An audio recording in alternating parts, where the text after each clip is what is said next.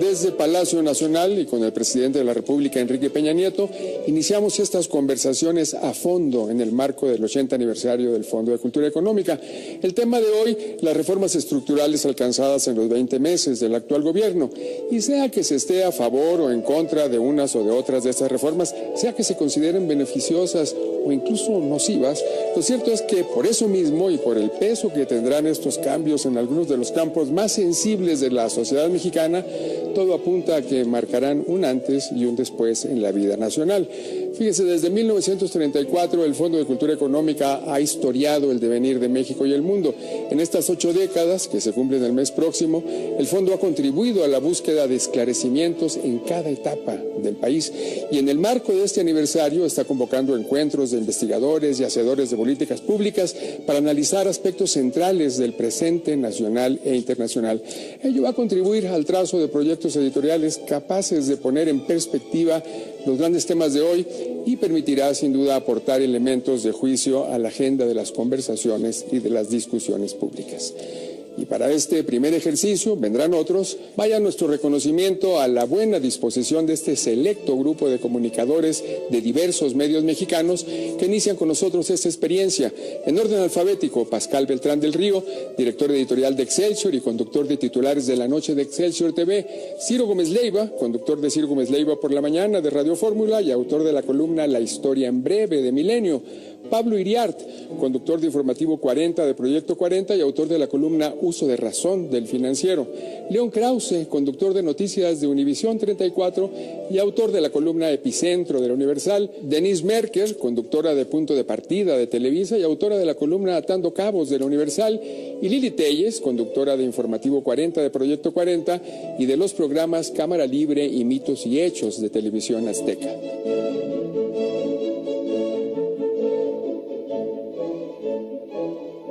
Bueno, pues bienvenidos todos y desde luego nuestro reconocimiento muy especial a la decisión del presidente de la República de recibirnos hoy, nada menos que en Palacio Nacional, para estas primeras conversaciones a fondo, en este caso, pues sobre el cuerpo de reformas mexicanas que ocupan tanto la agenda pública nacional como la internacional. Muchas gracias, señor presidente, por recibirnos en Palacio Nacional. Al contrario, don Pepe, muchas gracias a usted, muchas gracias por esta iniciativa, por esta oportunidad de tener esta conversación y conversación a fondo. Muchas gracias, señor presidente. Y el primer bloque, pues, es el de las negociaciones que condujeron al Pacto por México, y Denise Merker, pues, anticipó 2 programas memorables de punto de partida sobre todo este proceso de negociación. Cuéntanos, Denise, ¿qué falta ahora de que nos responda el presidente una vez que han terminado este proceso, digamos, en su fase legislativa de las reformas? Gracias, Pepe. De entrada, felicidades al Fondo por los 80 años y muchas gracias, Pepe, por la invitación. Buenas noches, presidente. Y de entrada, pues veníamos de un largo periodo de polarización. Surge el pacto de forma bastante sorpresiva, digamos, para los observadores, y se mantiene durante todo este tiempo. Ya terminaron las reformas y ya vienen las elecciones. Estamos en ese periodo. Imaginamos que viene entonces otro tipo de interlocución con los partidos políticos. ¿Regreso a la polarización, presidente? Mira, yo creo que, Denise, creo en primer lugar que el Pacto por México fue siendo un espacio extraordinario que acreditó madurez política de todas las fuerzas políticas o de las principales fuerzas políticas que fueron quienes signaron este pacto, un acuerdo sobre temas específicos a trabajar, a partir, sin duda, de una parálisis que el país había observado de hacía ya varios años, desde 1997, que ningún partido político por sí mismo tenía mayoría en el Congreso, y que a la fecha es así. En consecuencia, nuestra democracia, creo yo, más consolidada y más fuerte, nos llevó a encontrar mecanismos que permitieran hacer acuerdos. Y eso fue justamente lo que ocurrió con el Pacto por México, una voluntad cedida de todas las fuerzas políticas y del Gobierno de la República para anteponer intereses particulares propios de partido, de gobierno, en aras de construir acuerdos y consensos. Y se estableció toda una ruta de agendas a impulsar, que son las que han tenido lugar. Por eso hemos hablado de que se ha cerrado un ciclo reformador, porque 11 reformas, una en la transición, 10 ya durante esta administración, se lograron gracias a la participación de todas las fuerzas políticas, en la gran mayoría de ellas con el respaldo de todas, y en otras con un amplio respaldo mayoritario especialmente en la reforma hacendaria y en la reforma energética que polarizaron algunos años. Yo creo que este clima y este espíritu no debe perderse en aras de la competencia política. Siempre dijimos que los partidos es natural tengan diferencias entre ellos, pero lo que han aportado realmente a la construcción de una plataforma para que México tenga mayor desarrollo, sin duda es digno de aplaudir, digno de reconocerse, y entraremos a lo que es natural en toda democracia, que es la competencia, que es un ambiente de efervescencia, de señalamientos, de descalificaciones, de dimes y diretes, propios de cualquier competencia política. Pero eso no riñe, ni le resta mérito a lo que se ha alcanzado. Finalmente es después de un periodo en el que el presidente estuvo muy ausente del debate. Hace un año, cuando nos vimos para el programa El Pacto por México, me decía, lo de hoy es cuidar al pacto.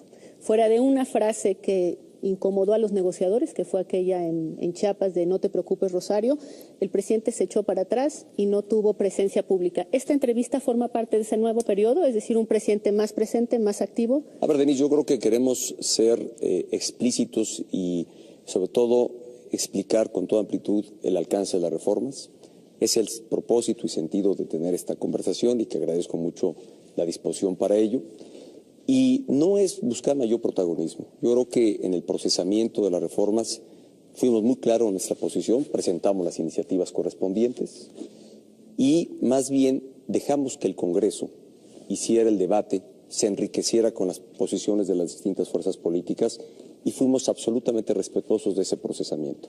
Evidentemente dialogando con todas las expresiones políticas, con todos sus dirigentes y manteniendo el mejor clima de cordialidad, de respeto, de armonía, que permitiera que se prosperara en las iniciativas planteadas. A ver, León, Ciro y Lili han pedido la palabra. Señor presidente, yo le agradezco también la oportunidad. Yo veo que hay tres tipos de oposición. La primera es la que obstruye por sistema, segunda la que negocia sin perder su identidad y tercera la que se anula y se entrega al poder. La línea, la verdad es que es muy delgada entre esas tres, en México y en todo el planeta.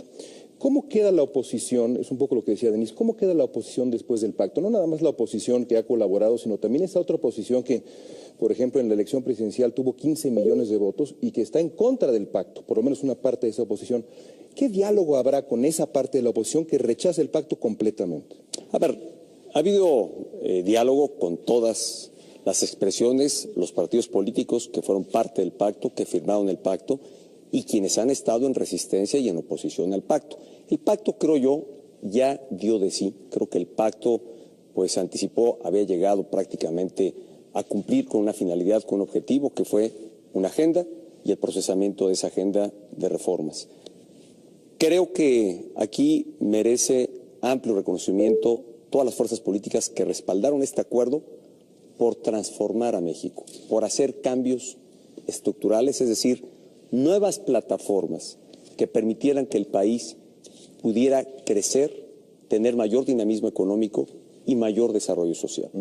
Y creo que lo que los partidos aportaron al pacto no fue ni ceder en estas modalidades, en estas finezas que has tú señalado, en dónde está, si son colaboracionistas, si están en favor de sus propias causas. Yo creo que aquí la causa única y la que fue constante en todos fue poner a México por delante. Teníamos que cambiar el ritmo y la inercia de cómo íbamos, porque aún en la mejor administración, por más eficaz que resultara, difícilmente íbamos a romper con una inercia que por años nos había llevado a tener un crecimiento económico muy pobre, mediocre, que no generaba los empleos que la población demandaba. Y creo que todos conscientes de ello decidimos ir en pos de los cambios y ajustes necesarios para lograr este crecimiento, sin dejar de lado, y creo que no riñe con este propósito, el que se dieron diferencias propias en la visión que cada partido político podía tener. Ciro. Presidente, la última fue un gran proceso. Buenas noches, gracias. Buenas noches. Fue un gran proceso de reformas, no se discute, hubo toda una estrategia, pero la última, la reforma 10 u 11, depende cuando empecemos a contar, al parecer deja muchos agravios. Usted lo sabe bien, el PRD, que estuvo en la mayor parte de las reformas con el PRI, con el proyecto del gobierno, lo está llamando traidores a la patria. Por un lado, hay un sentimiento de agravio. Segundo, están llamando una consulta para dinamitar, para echar por tierra la que llaman la madre de las reformas?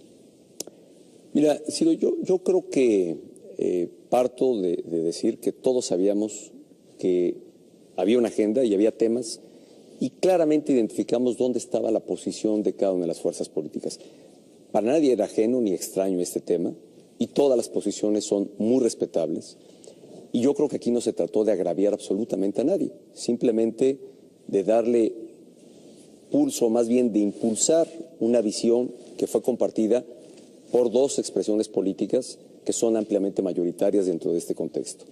Fue una reforma a la energética que tuvo amplio respaldo en el Congreso, en la legislación secundaria y evidentemente en la reforma constitucional. Se hace primero el año pasado y recién se han aprobado los ordenamientos que son parte de la legislación secundaria de la reforma energética.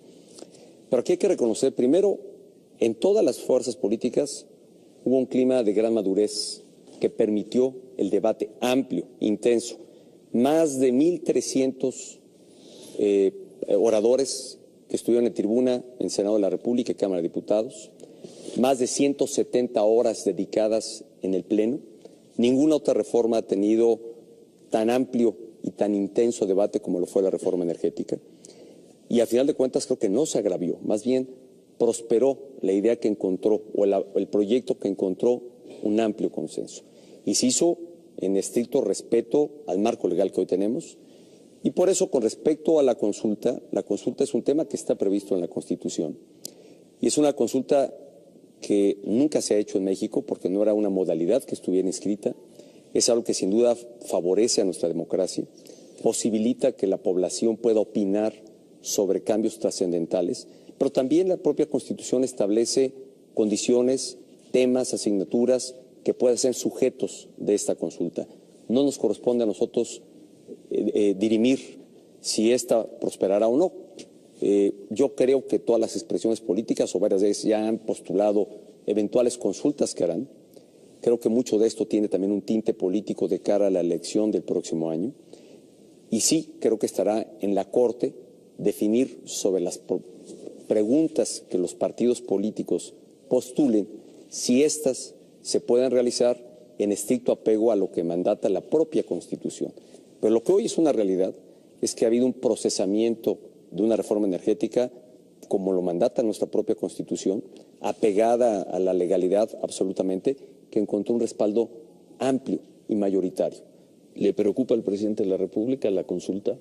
¿La eventual consulta en junio del próximo año? De ninguna manera, Ciro. Yo creo que, insisto, es una modalidad de nuestra democracia y sí creo que estará en la Corte definir si esta eventualmente prospera o no ante lo que se planteen los partidos, no solo en el tema energético, sino sobre los otros temas que eventualmente los partidos ya anuncian estarán presentando para efectos de una consulta.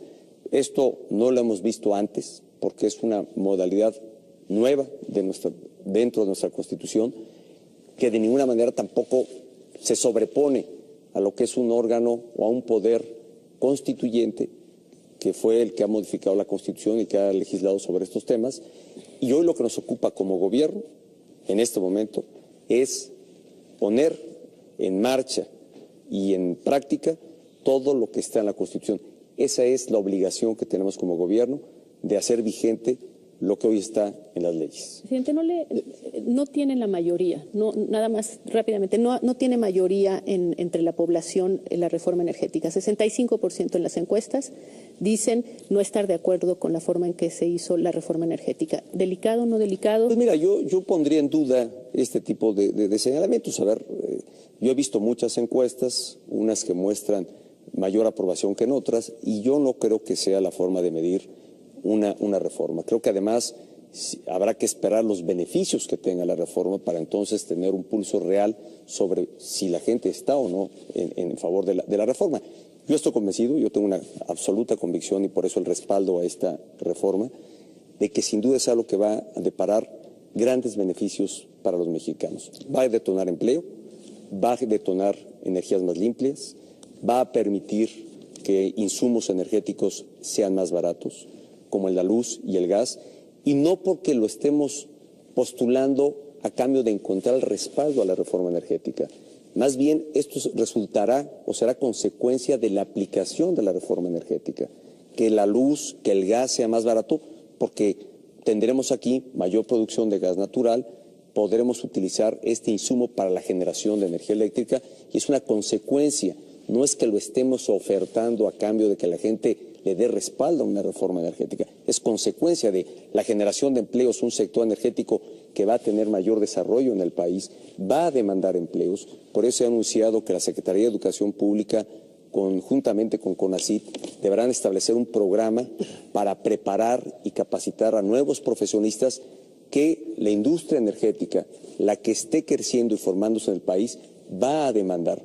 Hoy solo lo teníamos en la industria del toros mexicanos, que es Pemex, que es una empresa que se mantiene, es una empresa ahora productiva del Estado, que es la denominación que le ha dado la propia Constitución. Y algo que vale la pena aclarar. La reforma energética de ninguna manera, y aquí sí quiero puntualizar, le quita al Estado mexicano y a los mexicanos la renta y la propiedad de los hidrocarburos. Lo que estableció la reforma energética es cómo aprovechar y cómo explotar de mejor manera esa riqueza que está en el subsuelo de nuestro país. Porque si esperamos que Pemex por sí mismo y solo Pemex pudiera extraer esa riqueza, sabemos que no lo íbamos a lograr. En los últimos 10 años, las inversiones que Pemex ha realizado en exploración y en explotación han sido cada vez mayores. Y sin embargo, el resultado ha sido que tenemos una producción menor, casi en 1 millón de barriles menos. Nuestra producción diaria llegó a ser de 3.4 millones, hoy es de 2.5. Y apenas yo tendría dudas si al cierre de este año llegaremos a alcanzar este nivel de producción. Muy bien, ya vamos a entrar al tema de las reformas sustantivas, pero vamos a terminar con Lili, Pascal y Pablo con el tema todavía de las negociaciones y del pacto. Lili. Señor presidente, antes que nada, gracias por invitarme. Gracias, Lili. A reserva de continuar hablando sobre la reforma energética, quisiera regresar al tema de lo del pacto. Hay una foto, hay un momento histórico en el que usted firma en medio de el líder del PAN y el líder del PRD ese pacto. Creo que esa foto entra a la historia y creo también que en esa foto nos marcó un momento que indicaba un claro mensaje, un claro paso en el sentido de que podía concretarse el crecimiento del país. En este momento, en su fuero interno, ¿usted qué siente de que esto haya concluido como usted quería, con las reformas que usted quería? Mira, como mexicano me siento muy orgulloso de lo que ha dado nuestra democracia, porque este no es un logro solo del presidente de la República, es un logro de todas las partes que estuvieron involucradas en el Pacto por México y, como ya lo señalé, resolvimos dejar de lado intereses propios de corto plazo o particulares para buscar el gran interés nacional y que obligara a tener un espacio de diálogo como el que estamos aquí teniendo, que permitiera ponernos de acuerdo en temas fundamentales para el desarrollo del país. Y eso fue justamente lo que ocurrió. A muchos ha sorprendido, de dentro y de fuera de México, que en 20 meses se hubiesen dado tal número de reformas, con este nivel de calado, con este nivel de profundidad, y que todos, no he podido recoger una voz, salvo que sea opositora, pero en general, en un análisis serio y profundo que conoce el alcance de estas reformas, saben que el futuro de México, en el mediano y en el largo plazo, va a ser de mayor desarrollo, de mayor crecimiento económico y, sin duda, y lo más importante, que genere prosperidad para los mexicanos. Ese es el sentido último de todo lo que hemos hecho. No ha sido ni en un tono o en un sentido ni caprichoso, ni porque simplemente pensáramos que había que hacerlo así. Es algo que nos llevó a ponernos de acuerdo en temas fundamentales y tengo firme convicción en mi fuero interno y públicamente lo he señalado, que es algo bueno para el país. Pascal. Señor presidente, buenas noches. Pascal. Le decía usted a Denise hace un momento que el pacto ya dio de sí, y creo que es algo que se puede constatar en las declaraciones de los partidos políticos. Le preguntaría si ya dio de sí el esfuerzo reformador, si hay en la agenda del presidente, del Ejecutivo, un deseo de hacer más reformas, y tendría que preguntarle, si es así, cómo piensa lograrlo. Hay países donde el presidente o el mandatario hace abiertamente campaña a favor de su partido en unas elecciones como las mexicanas intermedias. ¿Usted aspira a que el partido de gobierno tenga mayoría en la Cámara de Diputados la próxima legislatura? Bueno, son dos preguntas prácticamente, Pascal.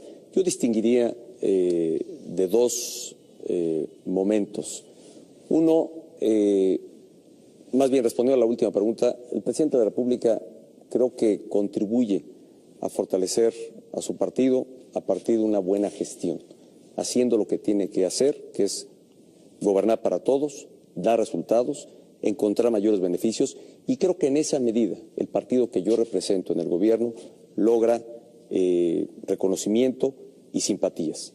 Lo segundo, yo creo que hay que distinguir de dos momentos. Primero, el de las grandes reformas, y al que ya he hecho referencia, ese ciclo ha concluido, porque estas fueron las reformas que advertimos eran las de mayor trascendencia e impacto para lograr crecimiento económico y desarrollo social.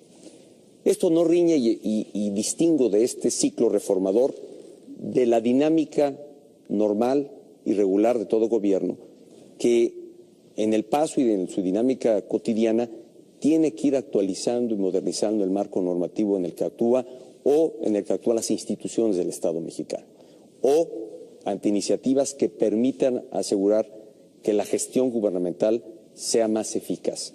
Y creo que este tipo de reformas o este tipo de iniciativas las estaremos viendo pues, de manera regular y de forma, yo diría, por distinguir de este momento reformador, ordinaria. Esto continúa y no se cierra, pero sí lo distingo y lo marcamos, las grandes reformas que para esta administración era fundamental llevar a cabo, las que iban a dar al país y le han dado ya una mejor plataforma para poder crecer económicamente y asegurar condiciones de más bienestar para más mexicanos, se han logrado y se han alcanzado. Ahora, el gran reto como gobierno es, y lo he señalado, pasar de la ley, de lo que está escrito en la ley, materializarlo en los hechos y en las realidades. Y esto se irá materializando de manera gradual. No ocurre de la noche a la mañana. La propia legislación y las propias reformas establecen tiempos, ritmos, y aquí lo importante es estar a la altura de cumplir cabalmente con esos tiempos. ¿Usted ve un pacto 2 en el futuro? Yo creo, y a lo mejor anticipando, ahora que abordemos las reformas, que la reforma política establece condiciones y sobre todo incentivos para lograr acuerdos en el futuro entre las fuerzas políticas. La reforma política prevé, dentro de las modalidades de régimen de gobierno, la coalición, los gobiernos de coalición. Esto sin duda es un incentivo para que se generen acuerdos, tengan nombre o no. Lo importante es que hay una figura ya dentro de la reforma política que no se tenía, que incentiva a que haya coaliciones, unión de fuerzas políticas para lograr propósitos comunes. Ahí estamos apuntando ya a un tema importante. Sí. Del pacto pasaremos a las coaliciones, creo. Pablo. Presidente, buenas noches. Pablo, buenas Para noches. mantener a los partidos sentados en la mesa del pacto, hubo que ceder en cuestiones fundamentales. Pienso en dos. Una, la reforma fiscal, que parece una concesión al Partido de la Revolución Democrática, que se ha señalado ha dañado o ha frenado el crecimiento económico en una época difícil. Y la segunda, desaparecer el IFE, que era una institución que sí funcionaba, y hacer una reforma de contentillo para quienes jamás que van a perdedores que nunca van a aceptar su derrota. A ver, yo creo que en los acuerdos alcanzados todas las partes involucradas cedieron en alguna posición, en alguna pretensión. Algunas que eran irreductibles, pero algunas que eventualmente se convirtieron en puntos de negociación. Yo no señalaría alguno en particular, creo que es público mi posición sobre ciertos temas que, al final de cuentas, fueron procesados. Creo que el momento de hablar de la reforma nos permitirá puntualizarlo aún más, pero yo creo que todos cedieron, o todos cedimos, en visión, en posición, en convicción, en temas que, si eso daba posibilidad de lograr el acuerdo y de ir en búsqueda de un propósito común, que es este que ya he señalado, cómo crecemos, cómo rompemos este marasmo, esta parálisis en la que no hemos logrado un mejor ritmo para el desarrollo del país. Si lográbamos eso, pues creo que era importante que todos cediéramos en algo, y creo que todos depusieron temas propios, posicionamientos particulares quedaron temas en el tintero que en aras de lograr el acuerdo todos se dieron, y creo que eso es un ejercicio muy sano de toda democracia como la que ha tenido nuestro país. En la fiscal se dieron, presidente, ante el PRD. No, yo creo que al contrario, mira, yo cuando hablo de ceder, yo más que ceder hablaría se enriquecieron. Creo que todas las reformas tuvieron el gran logro, éxito de haberse enriquecido con la visión y posición de las distintas expresiones. En algunas fueron, casi en todas, se fueron más allá de lo que era el posicionamiento original de la iniciativa presentada por el presidente de la República. En algunas reformas presentadas de forma conjunta, las iniciativas como la educativa, entre otras, pero a final de cuentas yo más que ceder, yo diría fue un enriquecimiento compartido de todas las expresiones políticas. Ciro. ¿Qué se enriqueció en la reforma fiscal en la negociación, presidente? Queda la impresión de que se grava con más a los contribuyentes de siempre.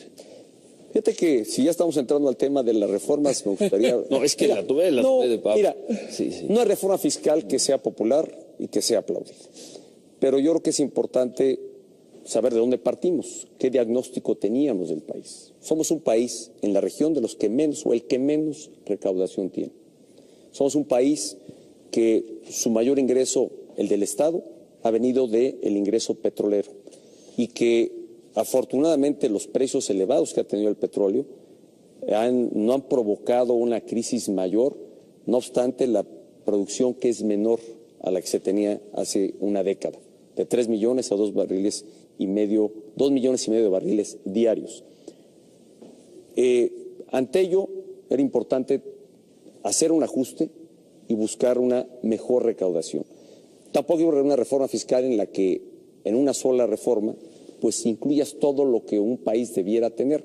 Somos un país que el gasto que ejerce el Estado está muy por debajo de lo que otros países eventualmente tienen capacidad de ejercer para responder a las necesidades de la sociedad. 30% menos de lo que hacen otros países en la región latinoamericana.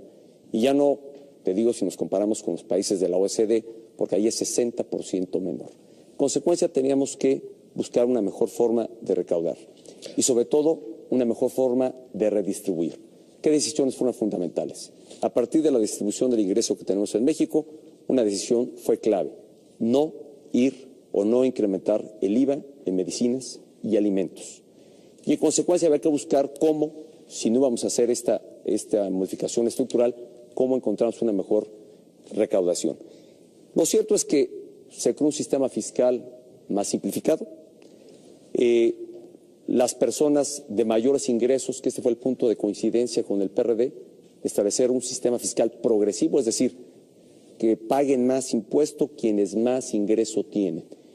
Y esto, en términos generales, afectó o implicó que tenga que hacer una contribución mayor al Estado aquellos que ganan más de 750,000 pesos. ¿Sabes cuánto representa esto dentro de la población? ¿Cuántos mexicanos están en este segmento que ganan más de 750,000 pesos? Solo el 0.18% de la población.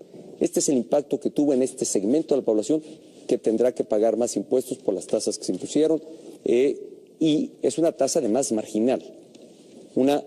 Y por otro lado, se deja reconocer lo que se evitó.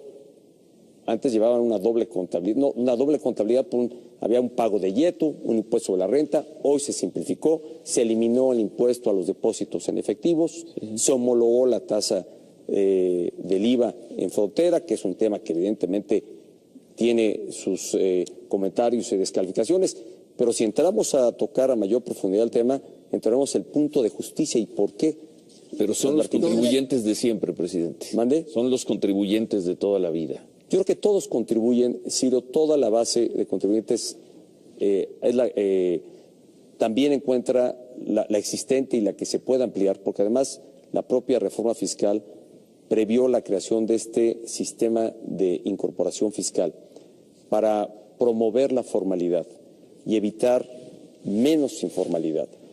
Y empieza a dar frutos. A ver, la reforma fiscal también tendrá sus beneficios y los frutos en el mediano plazo. Pero ya se empiezan hoy a advertir. Hoy tenemos para este año una mejor recaudación.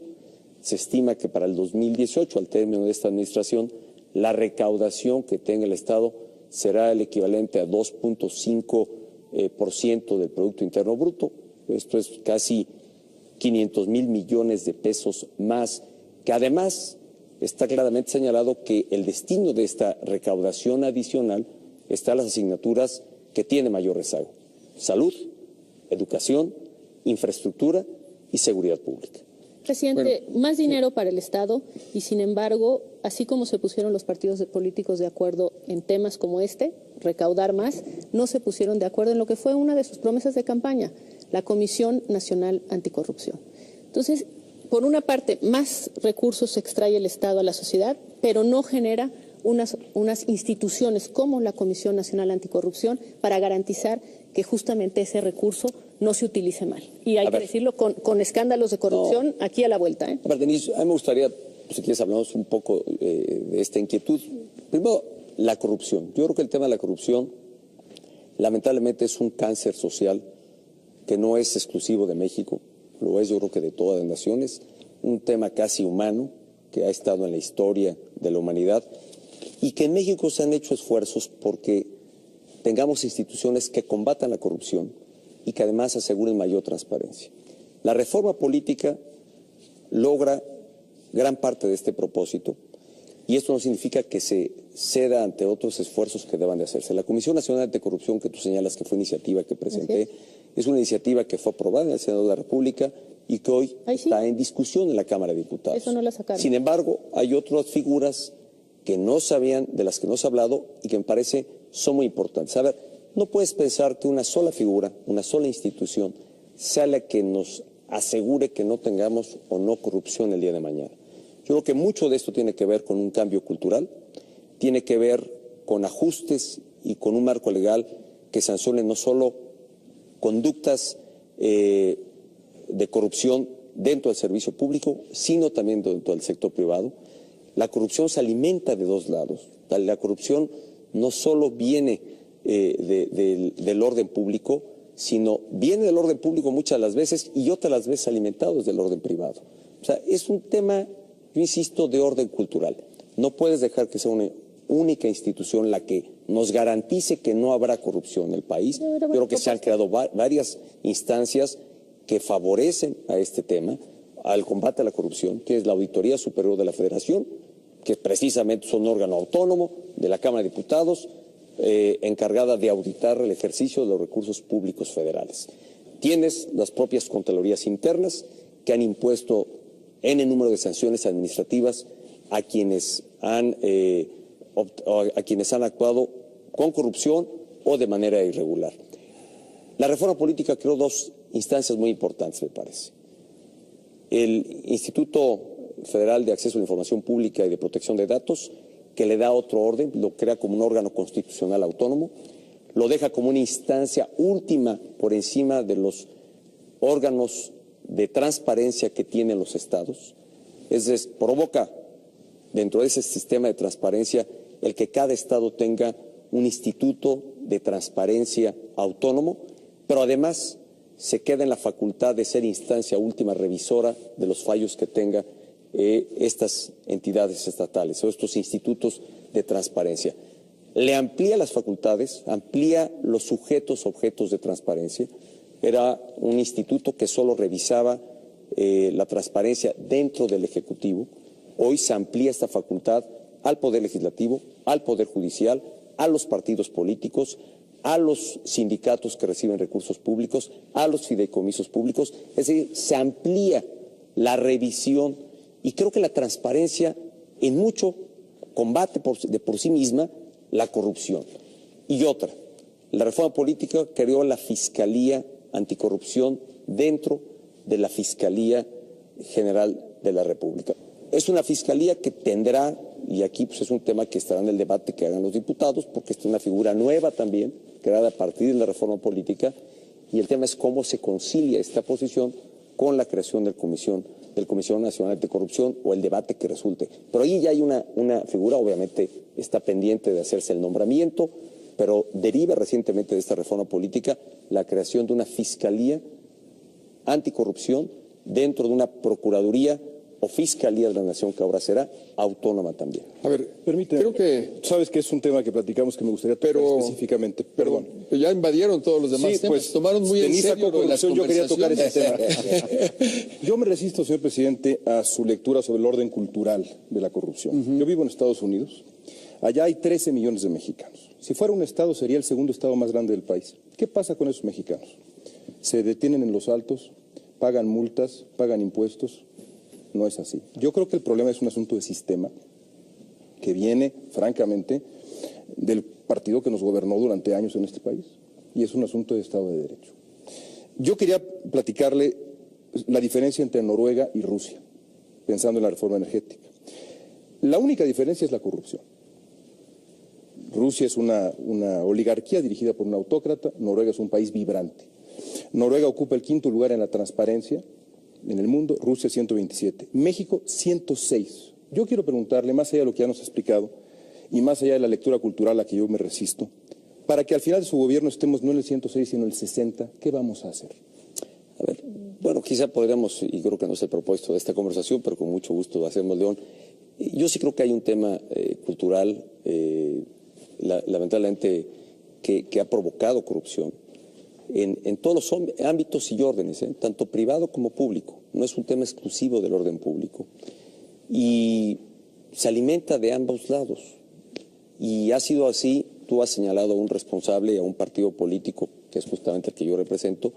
Yo creo que tiene que va más allá de eso. Yo creo que es un tema que está en el orden social y que para que realmente logremos cambiar esta condición cultural, debe haber un espacio de participación de todos, tanto las entidades públicas responsables de combatir la corrupción como de los propios agentes sociales, de toda la sociedad en su conjunto, a partir de la denuncia, del señalamiento, de asumir conductas cercanas a la legalidad, más apegadas a la legalidad y no que provoquen actos de corrupción. Pero si yo denuncio, sale libre el responsable. A ver, perdóname, yo creo que no es tal como tú lo señalas. Si hay denuncia con prueba, que es el tema, pues digo, no cabe la denuncia por sí misma. Una denuncia sin alguna prueba, un elemento para poder realmente hacerlo fundamentada, que es un derecho además que tiene todo ciudadano, pues entonces dará espacio a que las instancias que combaten la corrupción puedan ejercer su trabajo. Pero va más allá. Ojalá estas instancias poco trabajo tuvieran. Ojalá y fuera más un tema de conducta de una sociedad que asume principios, valores, respeto a la legalidad. Por eso, insisto, es un tema de legalidad. Es un tema de orden cultural, perdón. Creo que aquí tenemos que fomentar valores, principios. Creo que la reforma educativa tendrá un impacto en este tema, seguramente en el largo plazo. Pero no podemos dejar que solamente sean instancias persecutoras de la corrupción los que nos cambie esta condición cultural. Eso es lo que yo creo. Creo que esto tomará tiempo, pero quienes tenemos responsabilidad pública, creo que aquí hemos sido más que claros y creo que el ejercicio de este gobierno en lo que va de esta administración ha dejado claro ante todos que ha emprendido acciones de investigación, no importando quién sea, no importando a qué partido político pertenece o de quién se trate.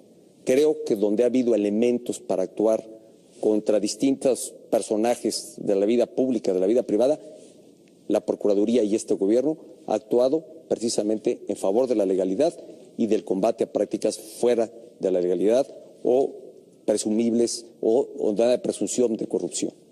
A ver, si quieren, estoy muy de acuerdo en que se haya hecho una conversación muy en serio, que estamos pasando de un tema a otro. Es una conversación a fondo, sin duda. Me gustaría volver nada más, antes de dar la palabra a Pablo y a Lili que lo pidieron, volver a cerrar el tema de las negociaciones. Y lo hemos platicado y todos lo han escrito más o menos, los costos del proceso de negociación. Los costos para el gobierno, ya Denise decía cómo el gobierno de alguna manera inhibió su comunicación en beneficio del pacto, en beneficio de que no se rompieran. Y bueno, con un protagonista de la calidad de usted en el proceso de negociación, es muy importante saber también cómo fluyeron los acuerdos. alumnos ahora haciendo sus tesis sobre el proceso de negociación, hay investigadores que están trabajando en eso en varias instituciones de educación superior. ¿Por qué no les adelantamos algo? ¿Cómo fluyeron los acuerdos? ¿Cuáles fueron las crisis del pacto? ¿Cuáles fueron los sobresaltos? ¿Cuáles fueron los temas que resultaron intransitables para uno u otro de las partes pactistas? Y creo que también estos temas nos van a llevar otra vez a lo sustantivo de las reformas, porque ahí también hay costos en la forma de negociar, en la forma de ceder, a lo que se refería Pablo Iriarte. Bueno, Pepe, yo creo que tú regresamos al tema del pacto. ¿Qué dio lugar a esto? Yo creo que para que esto prosperara, para que el pacto fuera posible, Denise ya ha hecho un programa y ya ha recogido los testimonios de todos los que participaron en el pacto. Yo creo que lo importante era tener ganas de hacer las cosas y de hacer algo bien para México. Y de todos hubo disposición. Evidentemente, para quien tiene la responsabilidad de ser presidente de México, para mí era muy importante tender puentes de diálogo y de acercamiento, de escuchar posiciones y de poder construir un gran acuerdo nacional sobre temas trascendentales como los que ya hemos hecho referencia y que han dado lugar a las reformas o a este ciclo reformador que ha concluido. Hubo ganas, voluntad, disposición, horas dedicadas al diálogo, a trabajar, y no solo del presidente de la República. Yo te puedo decir que de todos los actores políticos, de todos sus dirigentes, de todas las fuerzas políticas, muchas horas dedicadas a escuchar, a poner las posiciones que cada uno tenía por delante, cómo conciliábamos, cómo armonizábamos de mejor manera las eventuales diferencias, y esto siempre dejando a salvo lo que eventualmente ocurriera en el Congreso. El Congreso era el responsable y único responsable de procesar las reformas, y ahí todavía aún más se enriqueció o hubo apuntes sobre lo que ya aparentemente se había consensado entre los actores que suscribieron el Pacto por México. Pero, ¿qué hizo posible todo esto? Tener disposición y ganas y dedicarle mucho tiempo. Muchas horas. Yo estoy seguro que los actores entre sí se reunieron muchas veces. Yo tuve oportunidad de reunirme con los dirigentes y con miembros de los partidos políticos, de los distintos partidos políticos signantes del pacto, varias ocasiones, por separado, juntos.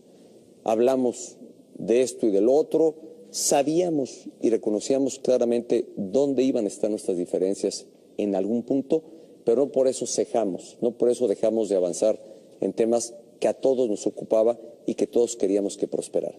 A ver, pero también están los costos, está la reforma ¿no? educativa, está la reforma en telecomunicaciones, ahí está la reforma en competencia económica, la reforma financiera. Todas estas tuvieron amplio, muy amplio, y creo que llegamos al punto de abordar. ¿Y qué beneficios traerán? Bueno, ya empiezan a observarse los beneficios de varias de estas reformas, empiezan a ver, pero es cierto que todo esto va a tomar un mínimo tiempo de instrumentación, que es de lo que estamos justamente ocupándonos y trabajando. A ver, pero el costo que estábamos hablando con Denise, con Pablo, está entre otros los niveles de aprobación de la gestión del presidente, ¿verdad? Lo hemos estado platicando. Usted sacrificó el capital político que traía de ganar la elección presidencial en aras de un pacto. Su aprobación está por debajo del 50%, es lo que leemos. ¿Cuál es el límite? ¿O en el diseño está la entrega del poder el 2018? Mira, Pablo, yo creo que hoy estamos satisfechos de lo que se ha alcanzado, que es la conclusión de estas reformas tan importantes, en mi convicción, y necesarias para el país. Creo que el rostro del país estará cambiando en los próximos años. Creo que seremos testigos de ello. Y yo dejo muy claro, porque además varios de ustedes que me han entrevistado en otras ocasiones, yo he señalado, a ver, la responsabilidad de ser presidente y la responsabilidad de conducir un gobierno no puede ser con un objetivo de estar bien evaluado y bien calificado en las encuestas. Es asumir riesgos, asumir costos en aras de lograr cosas que al país le sirvan y le proyecten hacia un mejor futuro. Y eso es justamente lo que ha ocurrido. No he pensado ni en la popularidad del presidente, no he pensado en las siguientes elecciones, he pensado en el futuro de México. Y eso es lo que ha motivado el que hayamos hecho todas estas reformas. Y me siento verdaderamente muy satisfecho, porque creo que ha sido un gran logro no del presidente, un gran logro para México. Y en el tiempo, yo dejaré que el tiempo sea el que califique y la sociedad sea la que califique, evalúe a partir de los resultados y los beneficios que en el tiempo se estarán observando ante la sociedad mexicana. Presidente, en el futuro se dirá que en el sexenio del presidente Felipe Calderón no se pudo aprobar una serie de reformas y en este sí. Alguna vez conversamos del tema cuando era usted presidente electo y me decía que hay un gran mito en que el PRI no apoyó las reformas de Calderón, que aprobaron 190, pero creo que hay una que sí, en la que valdría la pena detenernos, que es la energética. Yo no encontraría muchas diferencias de la propuesta que hizo en 2008 el presidente Calderón y fue enviada al Senado y finalmente la composición del Congreso y los personajes en el Congreso son los mismos. ¿Por qué en aquel momento no y ahora sí? ¿Fue una falta de capacidad del Ejecutivo de entonces o fue que las fuerzas políticas no tenían la disposición, incluyendo el PRI, la disposición de la que habla usted? ¿Por qué antes sí y ahora, por qué antes no y ahora sí? Mira, yo dejaré que la historia establezca el juicio sobre lo que se hizo en cada gestión. No tengo yo comentarios ni calificativos que hacer sobre lo que se ha hecho en el pasado, sí sobre lo que tengo responsabilidad, que es justamente esta administración, y creo que logramos hacer converger la participación, la voluntad y el interés de todos por hacer cambios de fondo a lo que el país necesitaba. Y será el tiempo el que diga, y sobre todo el que evidencie ante la sociedad mexicana estos beneficios. Yo me ocupo de lo que me toca a mí como presidente y claramente se ha evidenciado que se ha encontrado voluntad en todas las fuerzas políticas. Yo creo que también un tanto cansadas, Pascal, un tanto cansadas de esta parálisis que observamos desde hace casi 17 años. Desde 1997 ningún partido político logró una mayoría absoluta, es decir, más del 50% en la Cámara. No hizo posible que hubiera grandes reformas que desde entonces se intentaron, desde 1997, todavía con el presidente Zedillo. Lo mismo pasó con el presidente Fox y con el presidente Calderón. No pasaba lo que tenía que pasar. Y yo creo que todo esto pues fue generando quizá una mayor conciencia, un mejor ánimo, un mejor ambiente, que fue lo que propició afortunadamente el Pacto por México, y aquí yo solamente tengo reconocimiento porque eso hizo posible todas estas reformas que, insisto, los beneficios los vamos a estar observando en el tiempo. Lili, nos quedan unos minutos para este bloque. Señor presidente, usted tal vez recuerde, hace un año yo le propuse hacer unos programas en los que se explicaría la reforma energética con claridad y en una forma muy específica. Lo que no le dije a usted en aquel momento fue que una de mis razones para hacerlo, además de estar convencida de que la reforma era necesaria, una de mis razones era que yo me preguntaba cómo usted, señor presidente, se arriesgaba a apostar todo su capital político, cómo se arriesgaba a que se le fuera a llamar hasta antipatriótico al proponer la reforma energética. ¿De dónde sacó el valor? ¿Qué fue lo que lo animó? ¿Cómo apostó todo, señor presidente? Pues, a ver, Lili, más que hacerlo de manera personal, yo creo que fue un ambiente y fue una convicción personal de que sí era posible hacer una reforma energética. A partir simplemente de estar viviendo una nueva circunstancia y una nueva realidad en el mundo entero.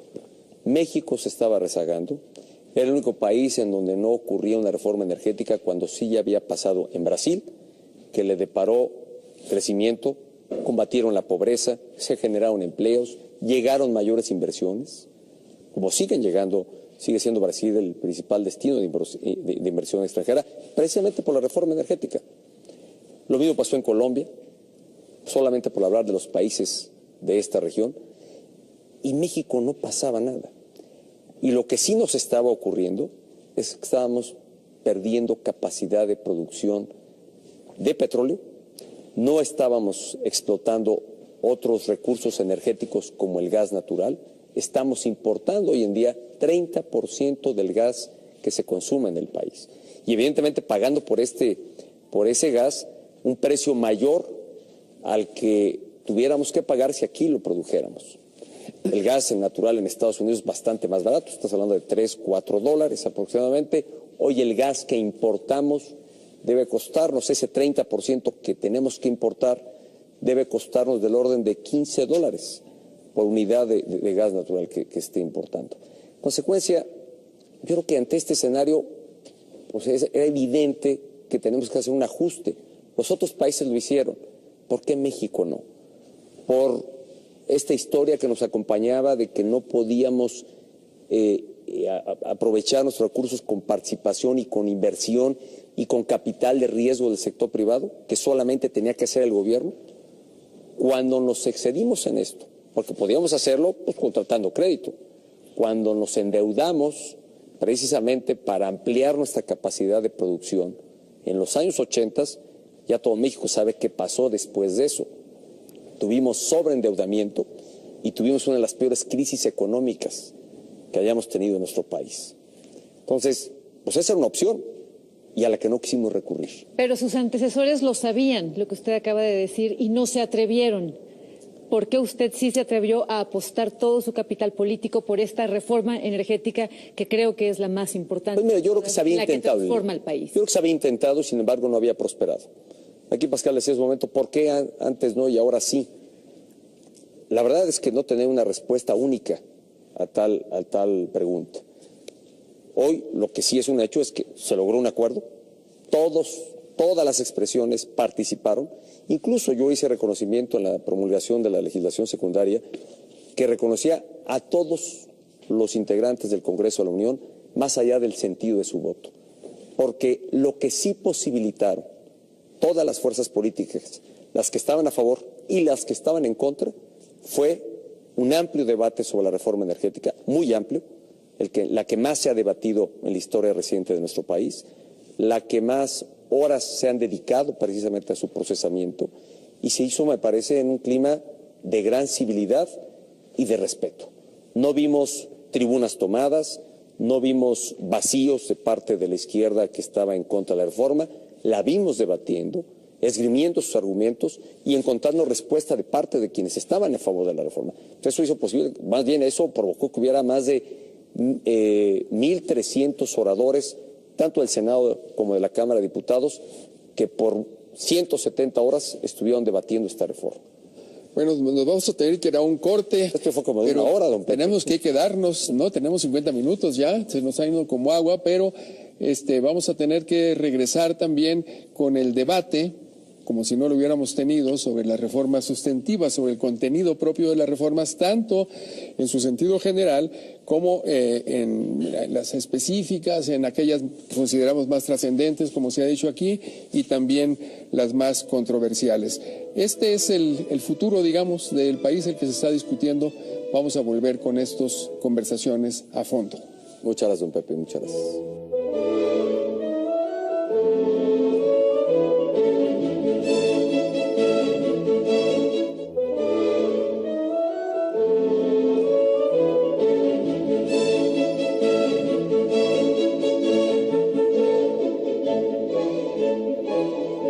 Estamos de regreso con estas conversaciones a fondo.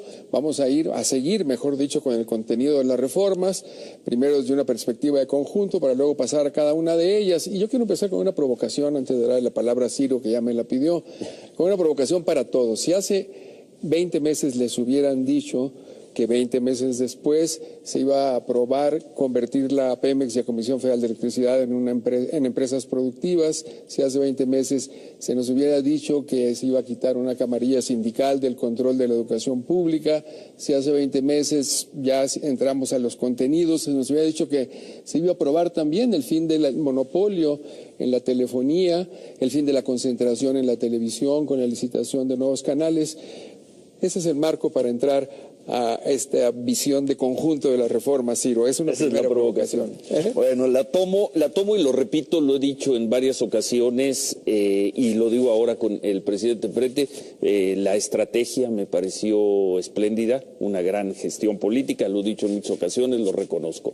Ahora, usted ha dicho, presidente, los resultados no se verán de inmediato. Para entrar al fondo de las reformas, y se entiende, son reformas estructurales, tomaron muchos años. Pero ¿qué significa eso, presidente, de que los resultados no se verán de inmediato?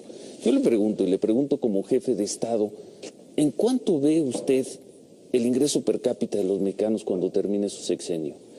vamos a seguir en el 2018, vamos a seguir siendo un país con una escolaridad de octavo, de 8 años, de segundo de prepa, en los peores lugares en los exámenes internacionales. ¿En cuánto calcula usted, presidente, cuántos mexicanos más se van a sumar verdaderamente al crédito, no con una tarjeta de débito por ahí que le dan en un supermercado? Le dejo esas 3 preguntas, déjeme hacer una cuarta porque nos las dijo el director de Pemex hace unas semanas.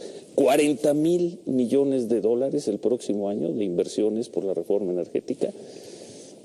Me quedo yo con esa duda. Entiendo que los resultados no se verán de inmediato, pero ¿qué significa? A ver, yo ¿Cuándo creo que los vamos a ver? Es claro que las reformas lo que posibilitan es tener plataforma, yo así lo he señalado, en distintos ámbitos para revertir estos escenarios que tú señalas, que deberán ser mejores, y ese es el México que yo estoy pensando podamos construir entre todos, no solo en lo que hace al periodo de mi administración, a la que le restan poco más de 4 años, sino en los años por venir. A ver, nuestra industria energética no se construyó en 6 años. Nuestra industria energética y nuestra industria eléctrica ha tomado décadas el irse construyendo. El tener una educación de mayor calidad también nos va a tomar tiempo, pero estamos dando pasos. Hoy lo que estamos haciendo, Ciro, es tomar acciones, definiciones de política pública y lo que la propia ley contempla deba resolverse en definición de integrantes de nuevos órganos reguladores, de nuevas instituciones que se han creado dentro de estas reformas, precisamente para darle beneficios a los mexicanos.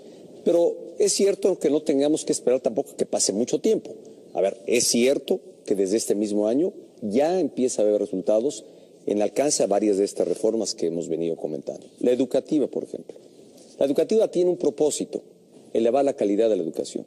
Ya el modelo educativo del país permitía que tuviéramos una amplia cobertura en el nivel básico de educación, primaria y secundaria, casi del 100%, arriba del 96%, y que solamente algunos lugares alejados, apartados, no tenían suficiente cobertura. Pero la calidad de la educación es evidente en todas las mediciones que se hacen. ¿Pero a dónde vamos a llegar, presidente? ¿A dónde vamos a llegar? Vamos a llegar al final de su... A ver, ¿a dónde vamos a llegar? A tener, sin duda, mejores maestros impartiendo educación. Para este ciclo escolar que hoy está iniciando, se abrieron 14,700 nuevas plazas. Estas se sometieron a concurso y solamente 1 de 4 que presentaron exámenes obtuvieron esta plaza. Es decir, que quienes tienen estas plazas están mejor calificados. Y así irá ocurriendo año con año, que los exámenes aplicados a maestros aseguren que quienes sean maestros de aquí y hacia adelante estén mejor preparados. Quienes están ya en el activo, la reforma prevé dentro del servicio profesional docente mecanismos para su superación, para su capacitación constante y permanente, para una mayor profesionalización. Solo en el tema educativo, yo creo que el perfil educativo del país y de nuestros jóvenes será diferente de como era hace apenas 2 años. ¿En cuántos? No te podría precisar en ninguna de tus preguntas en qué número los veo, Ciro, porque es muy difícil hacer una estimación estadística del tema. Ustedes son estrategas, ustedes calculan. Pero es claro, a ver, es claro que la reforma educativa está hecha y así está ya dando hoy este servicio para elevar la calidad de la educación. Con mejores maestros tendrás mejor educación, con mejores herramientas tendrás una mejor educación, con mejores escuelas en los distintos programas que están de escuela digna, programa reforma educativa, todos estos programas orientados a mejorar la infraestructura de las escuelas, las nuevas y las que ya prestan servicio y que están en malas condiciones. Tendrán que mejorar. Esto sin duda, en un par de años y en 4 años más, tendremos un mejor perfil y un mejor rostro de la calidad de la educación que hay en nuestro país. En el tema financiero, ¿por qué hicimos una reforma financiera distinta de la fiscal? Porque el nivel de crédito en México es bajo, comparado con el resto de los países de América Latina, y ya no digo de los de la OCDE, que son los de países de mayor desarrollo. Nuestro nivel de crédito es bajo, 29% es el crédito que se otorga al sector privado, mientras que en estos países alcanza casi el 50%. Pero lo más crítico, que solamente 11% de ese crédito va a las MIPYMES, que son las que generan el 74% del empleo. Es decir, había que encontrar un mecanismo, ordenar nuevamente, hacer lo necesario en el marco legal para que hubiese más crédito. Las familias y los pequeños negocios pudieran acceder a un mejor crédito y más barato. Las grandes empresas no lo necesitan, ellas pueden acceder a un crédito aquí o fuera de México. A las que queremos ayudar son a esos pequeños negocios, al de la miscelánea, al que tiene un pequeño negocio o una pequeña empresa que necesita o de mejores instrumentos para accesar al crédito. Otro derivado de la reforma, y con esto para no extenderme, de la reforma financiera, es el mandato que tiene la Banca de Desarrollo del Estado, que es la banca del Estado mexicano, que no solo es cuidar de sus activos, sino es promover el crédito, especialmente a las pequeñas y medianos negocios, con perspectiva de género, es decir, a las mujeres, promover crédito para las mujeres, promover el crédito hacia el campo. Ahí hay instrumentos de política pública que permitirán, y en los próximos días estaremos haciendo diversos anuncios, que son ya la aplicación de todas estas reformas precisamente a donde se requiere, en el campo, en las pequeñas y medianas industrias.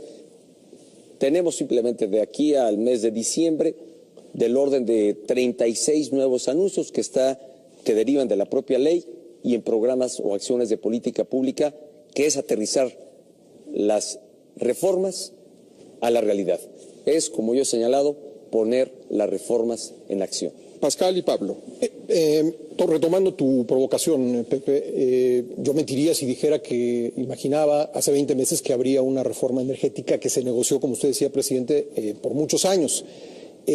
Sobre todo, lo difícil de imaginar era que ocurriera sin problemas sociales, sin conflictos sociales. Yo, francamente, no veo conflictos sociales, pero sí veo dudas. Usted, señor presidente, y creo que todos los que estamos aquí somos de una generación en la que nos fomentaron el nacionalismo petrolero, nos hablaron de empresas que abusaron antes de 1938. ¿Qué garantía pueden tener los mexicanos que no vamos a volver a una situación así? ¿Tiene la ley las disposiciones para enfrentar a una industria pues que ya tiene muchísimos años de experiencia? ¿No volveremos a ver los abusos de antes de 1930? Mira, Pascal, yo creo que es importante primero dejar muy en claro en qué consiste la reforma energética, porque yo creo que entre las descalificaciones ha habido desinformación y yo creo que no ha habido precisión sobre el verdadero alcance y contenido de la reforma energética. Se le ha calificado de antipatriota cuando, al final de cuentas, y antinacionalista, cuando es una reforma que, insisto, preserva para el Estado mexicano, preserva para los mexicanos la riqueza que hay en el subsuelo. No se la da a nadie más, que es muy distinto de que para poder explotar esa riqueza se establezcan nuevos mecanismos. Nuestra ley, la reforma energética y toda la legislación secundaria prevé modalidades que recogen las mejores prácticas internacionales en este tema, mecanismos de mayor y absoluta transparencia. Quizá en esto fuimos a la vanguardia, además de las instituciones encargadas y que harán sujetas a Pemex, a CFE y a cualquier privado que participe en la explotación de los hidrocarburos, sujetos de la transparencia. Además, la propia ley establece, en materia energética, cláusulas de absoluta transparencia para que las deliberaciones y definiciones de la Comisión Nacional de Hidrocarburos se transmitan en tiempo real, las licitaciones que otorgue se discutan públicamente y se otorguen en tiempo real, para que haya transparencia en la explotación que se está haciendo de la riqueza del subsuelo. Aquí no se le está regalando absolutamente a nadie, ni se está cediendo en favor del sector privado. Se está apoyando, o el Estado se apoyará en el sector privado para poder hacer mayor inversión y explotar nuestros recursos, nuestros hidrocarburos.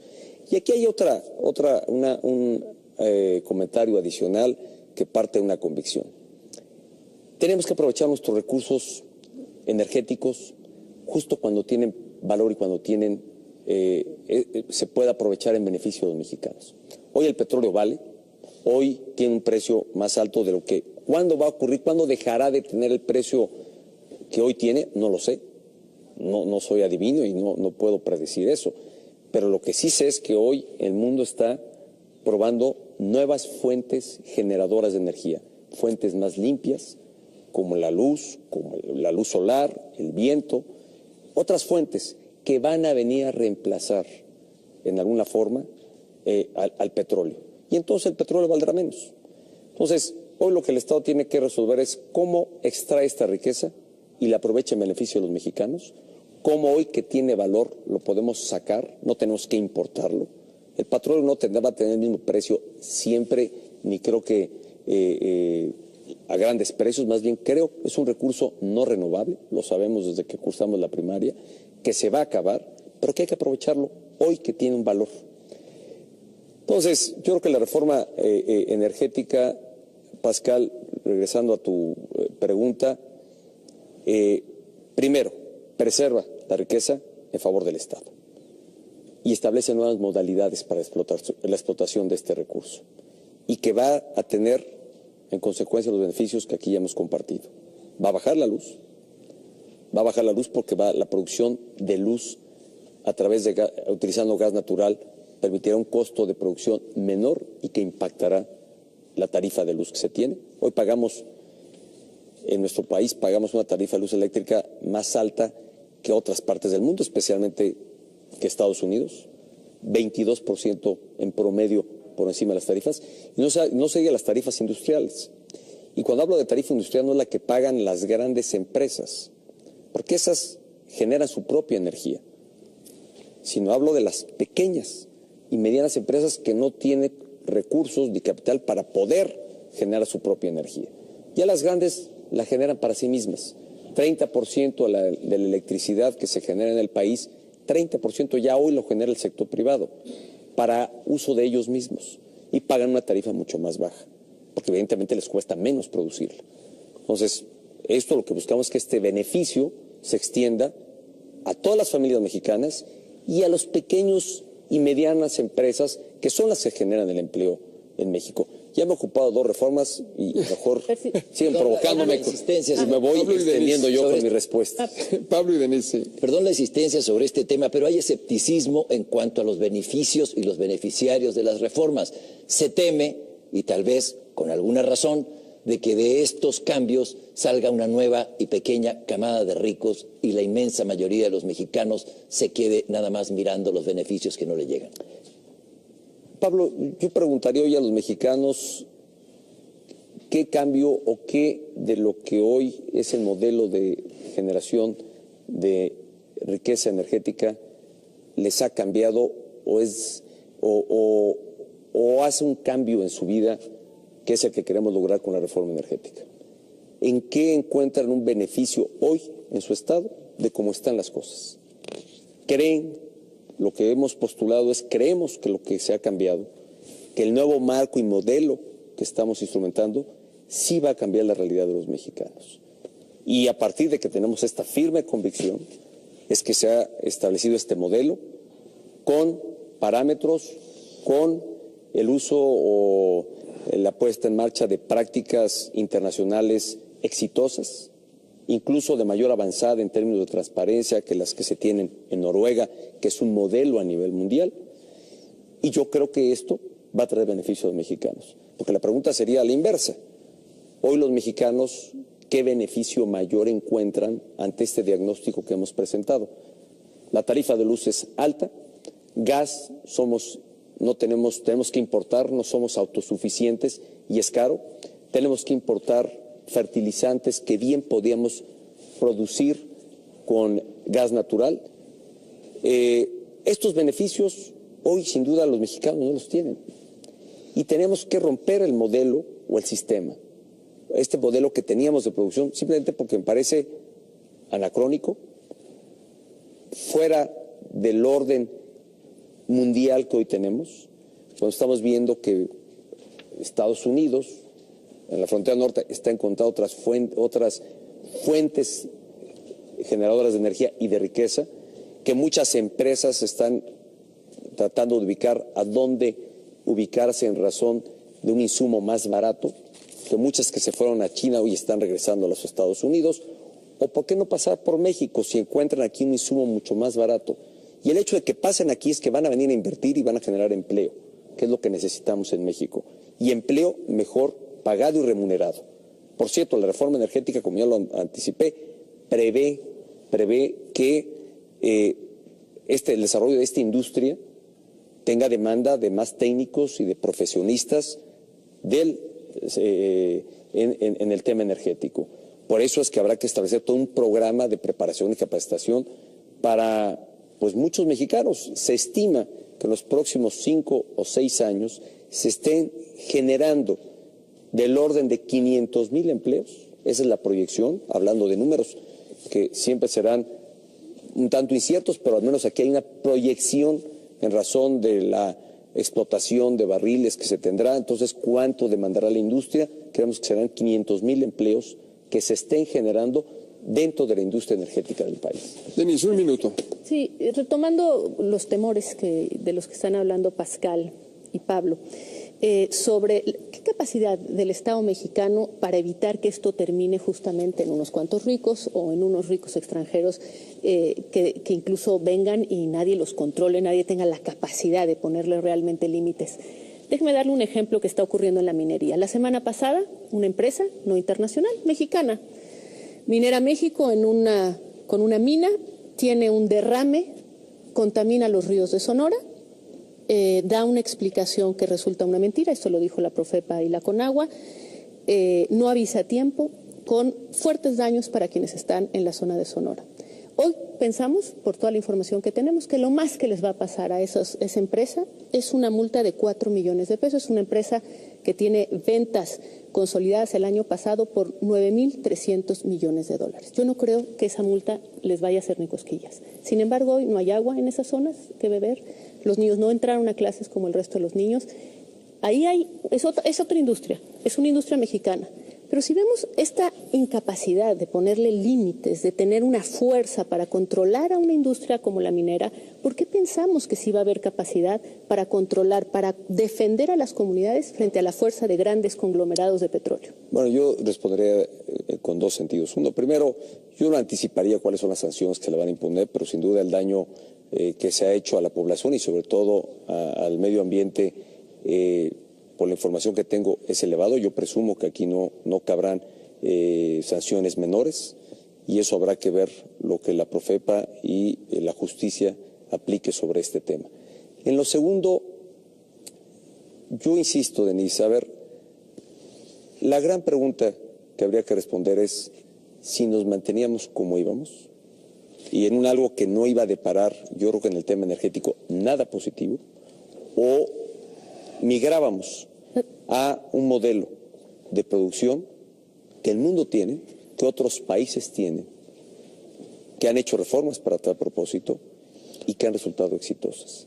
¿Por qué condenar anticipadamente cuando hoy lo que tenemos no nos va a llevar a nada mejor ni algo más positivo? Yo partiría a decir, bueno, demos el beneficio de la duda. ¿Tendrá el Estado? Ya estamos condenando. Es una pregunta. Estamos ¿Hay capacidad reguladora? Anticipada. Yo creo que el Estado ha venido mostrando su mayor capacidad y su mayor fuerza en varios propósitos. Tienes una reforma en telecomunicaciones que se atrevió a ir contra los intereses y contra de 2 de empresas en el sector de las telecomunicaciones y de la radiodifusión con amplia concentración, y me refiero prácticamente a Telmex y me refiero a Televisa. También tienes que el Estado ha actuado o ha creado una instancia de competencia económica precisamente dándole más dientes. Y cuando digo más dientes es mayor capacidad de imponer sanciones contra prácticas monopólicas de algunos agentes que aprovechando esa condición vaya en perjuicio de los consumidores, de la población en general. Aquí yo vuelvo a hacer, en respuesta a tu pregunta, la pregunta. ¿Queríamos seguir igual? ¿Podríamos mantenernos así? Y yo creo que en el futuro, quién sabe qué fuera de pararnos. Cuando vemos una producción petrolera cayendo, no obstante los altos precios hoy del petróleo, por eso no hemos tenido exabruptos mayores, porque no obstante que producimos menos, los precios se han elevado. Pero esto no pareciera fuera una constante, ni sabemos por cuánto tiempo. Y o encontramos una forma de aprovechar nuestros recursos, o simplemente no cambiamos. y seguimos exactamente igual. Vamos a tener la oportunidad de tener mayor competencia en la venta de gasolina, de importar gasolinas o quienes quieran importar gasolina, de hacer de Pemex una empresa mucho más eficiente, más transparente, más productiva, porque será lo que le dé pues mayor capacidad para competir frente a otras empresas que vengan a hacer lo mismo y que podamos tener, como lo vemos en otras partes del mundo. Pues ahora, si tomar el ejemplo de León Krause, que pone algunos ejemplos de países que tienen otro nivel, bueno, pues vemos que en alguna esquina tienes, o en alguna misma calle, tienes varios expendios de diferentes marcas de gasolina que compiten en precio y que eso va en beneficio de los propios consumidores. Aquí la gran pregunta es, o la respuesta a tu pregunta es una pregunta: ¿queríamos seguir igual o queremos cambiar? Pues vamos a ir a un corte, señor presidente, nos quedan unos minutos, porque vamos a volver ahora con lo que usted ha llamado las reformas en acción. ¿Cómo van a bajar estas reformas? Ya lo han preguntado acá, pues ya de estas zonas heladas de los decretos a la tierra caliente de la realidad. Volvamos con estas conversaciones a fondo en unos minutos.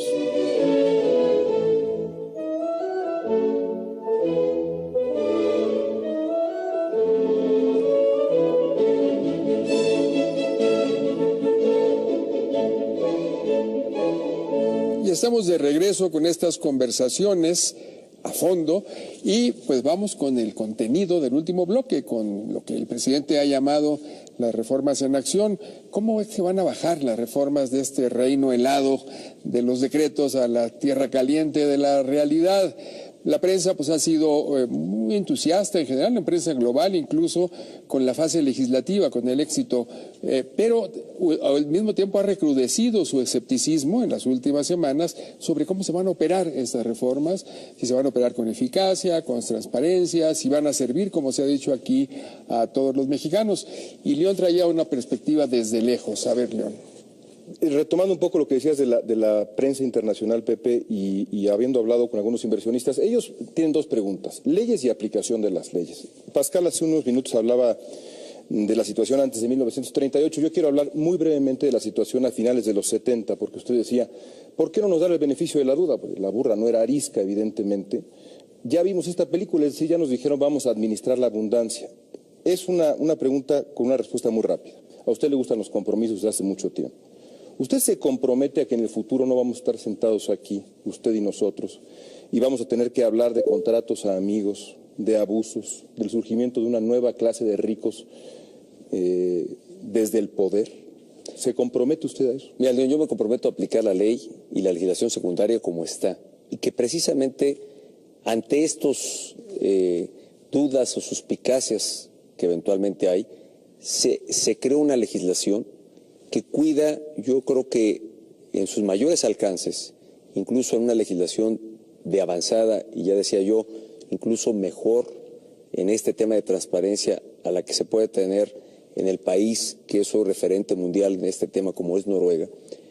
Precisamente ante todo este tipo de suspicacias se definieron mecanismos de absoluta transparencia, de absoluta claridad y apertura, de absoluta publicidad, que deberán de hacer los órganos encargados precisamente de llevar a cabo las licitaciones, de otorgar los contratos, las asignaciones. Y creo que si tenemos una aplicación irrestricta de la ley como está, y con todos estos candados que la propia ley ha establecido para la transparencia, creo que tendremos un modelo verdaderamente exitoso para el país. ¿Lo firma y lo cumple? Yo lo firmo. Si queremos ir a ese modelo, había que hacer este cambio en la reforma energética, que es lo que ha ocurrido. Yo creo que aplicándola como lo prevé la propia ley, creo que estaremos exentos de este tipo de señalamientos o de faltas que pudieran darse. Denis, Pascal y Pablo, a toda velocidad. Rápidamente nada más. Finalmente, presidente, todas las reformas o las más importantes que su gobierno deseaba, gracias a esta unión del Pacto por México, salieron. A mí sí, retomando una pregunta que le hizo Ciro, lamentaría yo, dado que ya está todo lo que pidió, por decirlo de alguna manera, a mí sí me gustaría tener cifras. Es decir, sí me hubiera gustado un objetivo a mediano y largo plazo en términos de crecimiento, en términos de ingreso por cada mexicano, disminución de la pobreza, disminución de las desigualdades de los mexicanos. Es decir, otros presidentes salieron diciendo no me dieron, no pude, me enfrenté a... Pero en este caso estamos a menos de la mitad, mucho menos de la mitad, a unos meses, 18 meses de sexenio. Ya están todas esas reformas tal y como las quería el gobierno, algunas incluso más allá de lo que había planteado el gobierno. Yo sí, a mí sí me gustaría un gobierno que dice, estos son mis objetivos a corto y mediano plazo, ya tengo los instrumentos para Bueno, a ver, es claro que... El antes y el después, ¿no? El antes y el después. Partimos de que teníamos el antes, un país que te llevaba por lo menos 3 décadas de tener un crecimiento económico mediocre, del orden de 2.3% anual, y que esto no permitía generar los empleos que la población demanda, además menos en un sector creciente de jóvenes que necesitaban y requieren de un empleo y de un buen empleo. ¿Qué proyecta estas reformas traerán para México? Y me voy a ocupar particularmente de la energética, que ha sido quizá la más señalada. Se prevé que tengamos inversiones del orden de 50 a 60 mil millones de dólares adicionales a los que Pemex realice en el desarrollo de su propia plataforma de explotación. ¿En los 4 años? En los 4 años. Pemex realiza hoy promedio inversiones de 20 mil a 25 mil millones de dólares por año. Es decir, podríamos tener una inversión en los siguientes 4 años del orden de los 150 mil millones de dólares en el sector energético. Se prevé la creación de este número de empleos, 500 mil empleos, solamente en esta industria energética. En materia de gasto público, sin duda, la recaudación del Estado va a crecer y está claramente señalado hacia dónde va a ir. Se estima que hacia el año 2018, ya decía yo, la recaudación será de 2.5% del Producto Interno Bruto. Hoy, 2014, fue de 1%. Este irá creciendo gradualmente y, en consecuencia, más se invertirá en infraestructura, en carreteras, en escuelas, en el sector salud y en ciencia y tecnología. Prevemos que el desempeño de nuestra economía en este segundo semestre del año, como ya las cifras lo empiezan a apuntar, sea mejor que el desempeño que tuvo nuestra economía en el primer semestre de este año. Esperamos alcanzar la proyección que ha hecho Hacienda de 2.7%, que este crecimiento, de alcanzarse por sí mismo, sería superior al que en promedio hemos tenido en los últimos años. Y sin embargo prevemos, y no lo decimos nosotros, lo dicen especialistas, que los años con las reformas 2015, 2016, 2017, 2018, el crecimiento de nuestra economía sea creciente y mayor. Hablan de 3 a 4% y que hacia el 2018 pudiéramos estar en términos cercanos al 5% anual. Esto significará más empleos para los mexicanos, mejores empleos, mayor derrama económica y además creo que con el modelo o con la reforma fiscal se logra una mejor redistribución de la riqueza en el país. Pascal, perdón, y Pablo. Señor presidente, Ciro. México es deficitario en cumplimiento de la ley. ¿Se puede pensar en que estas reformas se aterricen si no fortalecemos el Estado de Derecho? Estamos viendo en el tema de la reforma educativa que hay 4 estados que la han aplicado a medias o no la han aplicado. Y en Oaxaca estamos viendo a un gobernador que envía una iniciativa de ley totalmente distinta a lo que dice la reforma educativa. ¿Podemos ser un país moderno? ¿Podemos aterrizar estas reformas sin fortalecer el Estado de Derecho, sin combatir la impunidad? A ver, yo creo que eso está ocurriendo. A ver, yo creo que se ha venido fortaleciendo nuestro Estado de Derecho, se han creado instituciones precisamente responsables de preservar y de garantizar la aplicación del Estado de Derecho. Dentro de las reformas que se han logrado en este ciclo reformador, hay varias que están para fortalecer las capacidades del Estado en materia de justicia, como es el Código Nacional de Procedimientos Penales, la propia Ley de Amparo, y la que ya hablamos, que es este fortalecimiento del Instituto Federal de Transparencia y de Acceso a la Información Pública y Protección de Datos. Es claro que a las reformas ha habido resistencias, Pascal, y las ha señalado los estados en donde las hemos observado, y lamentable, no por ello hemos cerrado el espacio de diálogo, de acercamiento, de recurrir a los mecanismos legales. A ver, no puede ser por la vía autoritaria, tiene que ser por la vía legal, que se ha recurrido cuando no se ha armonizado una legislación con lo que es el espíritu y alcance de la reforma educativa en todo el país. Lamento que Oaxaca en este propósito de transformación se vaya rezagando. El resto del país, ahí hubo exámenes, ahí se otorgaron plazas.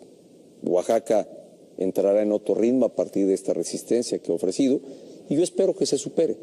Yo creo que el diálogo, el acuerdo, pues permitirá que esto vaya entrando. De lo contrario, pues será el Estado que vaya a la saga y se rezague con respecto al resto del país, en donde la reforma hoy ya tiene aplicación. Y si la reforma que eventualmente procese el Estado no está armonizada con la que está en el orden federal, pues obliga a que sobre ellos se interponga una controversia constitucional. Pablo. Presidente, en mi opinión sí hay un antes y un después de estas reformas. En México no va a ser igual después de estas reformas, pero también su gobierno. Pregunto, para esta nueva etapa que viene, ¿va a ser el mismo equipo de trabajo o va a cambiar caras? Yo no haría especulaciones de orden político, Pablo. Aquí lo que me ocupa y le ocupa al gobierno y a mí como presidente de la República es aplicar estas reformas. Y ya se están aplicando. Yo cuando he hablado de que los beneficios tomarán su tiempo, no significa que es a partir de ahora. Ya hay aplicación de esta reforma, la educativa, hablaba yo de los exámenes que se han realizado, la reglamentación del servicio profesional docente, por hablar solamente de la educativa. En materia de la reforma financiera se estarán presentando nuevos productos financieros que beneficiarán a distintos sectores, al campo, a quienes adquieren vivienda con mayor otorgamiento de crédito, con mayor posibilidad de ampliar el tipo de crédito o el préstamo que se les otorgaba. En fin, vienen varios productos y varios anuncios que estaremos haciendo que son aplicación ya de la reforma, en este caso financiera. En la reforma laboral yo creo que empezamos a ver ya algunos efectos de la reforma laboral que vino a flexibilizar el mercado laboral, la forma de contratar, las modalidades de contratación que había de la población. Y hoy estamos viendo cómo, aunque marginalmente, pero dentro de la población ocupada es menor la que reportaba INEGI, hoy es menor la que reporta INEGI que se encuentra en la informalidad. Creo que esto en parte tiene que ver con la entrada de la reforma, entrada en vigor de la reforma laboral, tiene que ver con el sistema pronto para aprobarlo. Yo creo que más bien lo observaremos más hacia el año entrante. El RIF, que es este sistema que está en la legislación hacendaria para la incorporación de pequeños contribuyentes o el régimen de incorporación a la formalidad que se prevé. ¿Cuál es el gran reto que tiene el gobierno? Ser puntual y aplicar todas estas reformas.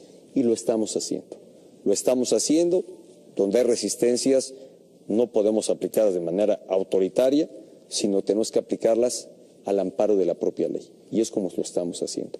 Pero yo creo que, al final de cuentas, ya desde ahora y en el tiempo estaremos viendo importantes beneficios. Creo que esta reforma lo que vamos a estar observando en las próximas semanas y en los próximos meses son los anuncios de políticas públicas, de acciones que son aplicación ya de todas estas reformas que hemos conocido, al margen de las que ya se han venido haciendo. Varios anuncios anteriormente se han hecho ya precisamente en alcance a las propias reformas y que los mexicanos van a estar encontrando, seguro estoy, importantes beneficios y que serán tangibles y que los estarán observando. Un minuto, Ciro. Un minuto, presidente. Entiendo su cautela con las cifras, pero cuando menos comprométanos esta respuesta. Le quedan 4 años de gobierno. Díganos que en el 2018 el ingreso per cápita de los mexicanos no va a ser de 11,000 pesos mensuales. No lo será, Ciro, será mayor a... Hoy el ingreso per cápita, aplicando la comparación que se hace de capacidad de compra que se tiene en cada país, es del orden de los $15,000 por año en el país. Yo estimo que podamos estar muy por encima de eso. Estoy seguro que el nivel, si las proyecciones de crecimiento económico derivadas de las reformas, como están previsto, como los analistas prevén, esto no es un cálculo solo del gobierno, sino que así se está analizando por el propio Banco Central o el Banco de México, por otros expertos. Pero el suyo, el de la Presidencia de la República. La nuestra es que tendremos una mejora en el ingreso per cápita. Creo que además la mejora que se hace en la redistribución del ingreso a partir de la aplicación de la reforma fiscal y de las políticas públicas y políticas sociales que sigue el gobierno, hay ya desde ahora una mejora en la redistribución del ingreso de 0.018 a 0.032, que es aparentemente poco, pero es prácticamente el doble de lo que se tenía anteriormente, cuando en general la distribución en países de mayor desarrollo, el que más puede estar en 1.2,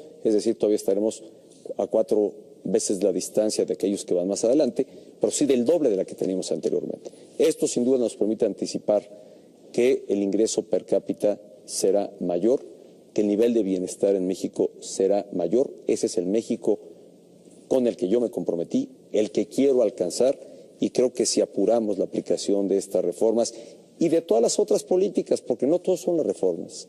También yo creo que vale la pena señalar que no todos son las reformas. Las reformas dan una plataforma para lograr los objetivos que aquí ya hemos compartido, pero por otro lado está la política pública y la acción del gobierno que va en curso. Y para eso hay un Plan Nacional de Infraestructura con una inversión verdaderamente que no tiene precedente y que además nos va a permitir construir 46 nuevas autopistas, más de 3,000 kilómetros de carreteras, ampliar al doble la capacidad portuaria de nuestro país para ampliar nuestro comercio, que nos va a permitir construir trenes que comuniquen distintas ciudades, el México-Toluca, el México-Querétaro, la línea 3 del metro de la zona metropolitana de Monterrey, el tren ligero de Guadalajara. Vamos a tener otro rostro, es el rostro otro de un país moderno, con dinámica económica y sobre todo generando bienestar. El gran sentido de todo esto es lograr bienestar mayor para todos los mexicanos. Pues bueno, para finalizar, me tocó la última, pero es muy rápido. 30 segundos. ¿Para cuándo, señor presidente, ve usted un México con menor pobreza, con menor desigualdad y con mayor justicia social? Para allá, desde ahora, si aplicamos las reformas, yo creo que gradualmente vamos a ir viendo una disminución de los sectores en pobreza y en marginación. Creo que la actuación del Estado con sus políticas de orden social deberá mejorar el nivel de bienestar a través de nuevos esquemas que permitan incorporar a quienes son beneficiarios de los programas sociales, que no solo quede en eso, sino que además encontremos mecanismos de incorporarles a la actividad productiva.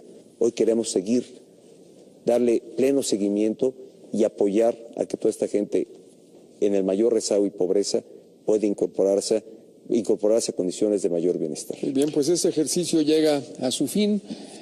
Nos quedan otros actores públicos, académicos, otros comunicadores, desde luego con otros actores del ciclo reformador que culminó en el Pleno Legislativo. Por ahora, pues muchas gracias, señor presidente, por su hospitalidad, por su tiempo, por sus reflexiones, por sus informaciones, y muchas gracias a Pascal Beltrán del Río, Ciro Gómez Leiva, Pablo Iriart, León Krause, Denis Merkel, Lili Telles, y muchas gracias a ustedes por haber participado con nosotros en estas primeras conversaciones a fondo sobre estos temas centrales de la agenda pública mexicana.